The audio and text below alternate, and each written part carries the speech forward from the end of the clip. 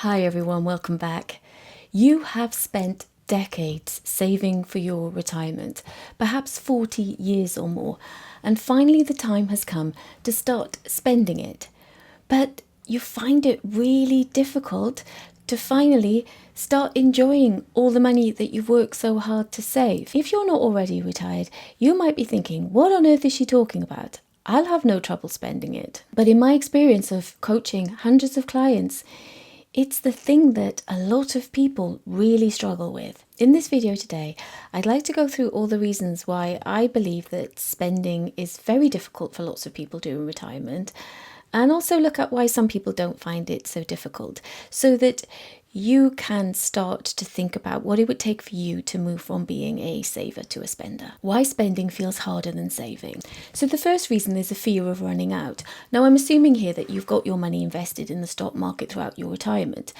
The way to avoid the fear of running out is, of course, to buy an annuity, or maybe you're in the fortunate position of having a sizable DB pension, in which case I'm assuming that you're not continuing watching the video past this point anyway. But if you are dependent on the stock market during your retirement, the fear of running out is real. What if markets crash? Decumulation anxiety can often be paralysing and can stop people spending as much as in reality they can afford to. The loss feels real. Every time you withdraw money from your portfolio during your retirement, the loss feels real now because you are taking money out, and that's something that you've probably never been doing before. You've been spending your whole life watching it accumulate. We feel the pain of loss for longer than we feel uplift and joy from gain. During retirement, your pension and your other savings simply aren't being replenished in quite the way that they were when you were earning, when you were working. No salary safety net.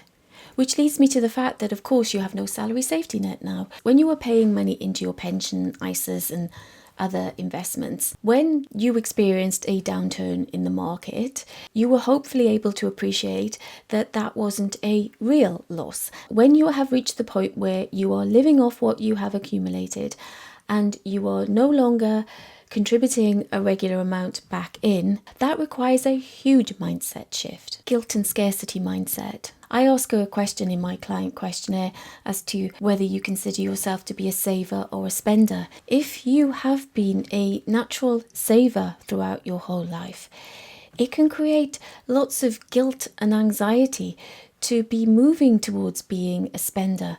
And I don't mean that you've become a frivolous spender and you are necessarily wasting money, but simply spending as opposed to saving can come with all of those feelings of guilt, anxiety and stress because you don't like being a spender.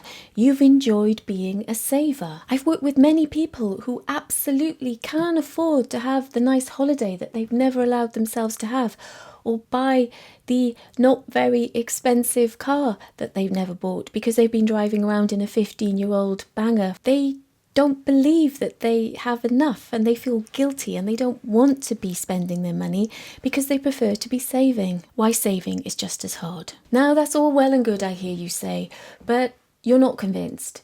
You still believe that saving is just as hard. So, okay, let's go through some of the arguments that you might have in your head right now as to why saving is harder than spending. Because yes, saving requires delayed gratification. When you are paying into your pension, and if you are watching this right now and say 10 years or more away from what you believe your target retirement date is, you know that you are saving for future you at the expense of you today. And it's really important to get that balance right, because if you are saving too much for future you, that could be at the expense of enjoying your life in the here and now. And that would be really sad because we don't want to be wishing our lives away thinking about this promise of a better life in the future. You should be enjoying here and now as well. But then on the other hand, it's important to be not overspending today so that you aren't setting money aside for your future. There's a really tricky balance to be struck here. If you have an employer and thinking about auto-enrollment in this country, it has massively improved the situation for many people because now we are automatically paying money into our pension. situation isn't so great for self-employed people who tend not to be paying into a self-invested personal pension. But thinking about auto-enrollment, if you have an employer, that's improved the situation for many, whereby lots of people now have a pension, whereas before auto-enrollment they may not have. But it creates an illusion of 8%, the minimum contribution, 5% from you, 3% from your employer. You may be getting more from your employer than the minimum 3%, but that minimum 8% creates an illusion of it being enough.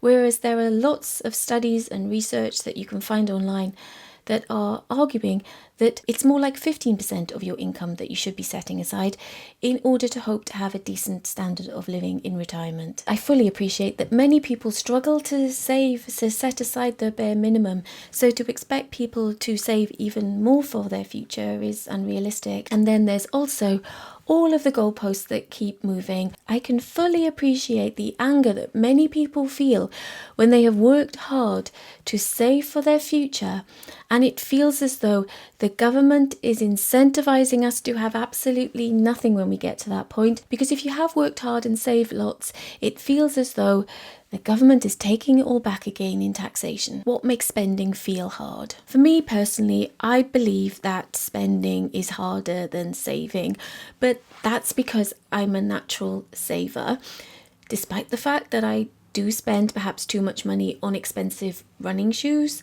That's my main vice. Aside from that, I am largely a saver. So I personally believe that spending is much harder. You might feel differently. You spend decades building up your wealth, watching that number grow. It's really hard to watch the number go back down again, and the fear of running out too soon is real. But I tell myself, like I tell my clients, that nobody should have the ambition of being the richest person in the cemetery. And the final reason why I think spending is hard is because we lack structured guidance. We lack financial education. No one tells us how to manage our money during retirement. It's hard enough managing money in the working part of your life, but you have absolutely no support during the decumulation phase of your life. Unless you are really knowledgeable, unless you have somebody supporting you, unless you are paying for an expensive wealth manager, you have no one supporting you during your decumulation phase of life. That's where you need support from somebody like me who can help you build that sustainable plan, who can help you be more comfortable with spending. It's amazing how many people I work with, and I completely understand it because I'm the same. We can go through the maths, we can work out how much they can afford to spend and not run out of money by the age of 95. But it's still hard for people to believe that that's real, that they really will not run out of money, that they really can afford to spend the amount that they hope they can spend. So let me know in the comments what you think. Do you agree with me that spending is harder than saving? Or do you think I'm talking a load of nonsense? That's fine. I sometimes get comments like that. If you would like to book a free call with me to find out more about my financial coaching service, there's a link in the video description. I look forward to hearing from you. Until next time, Hoivar Amatror.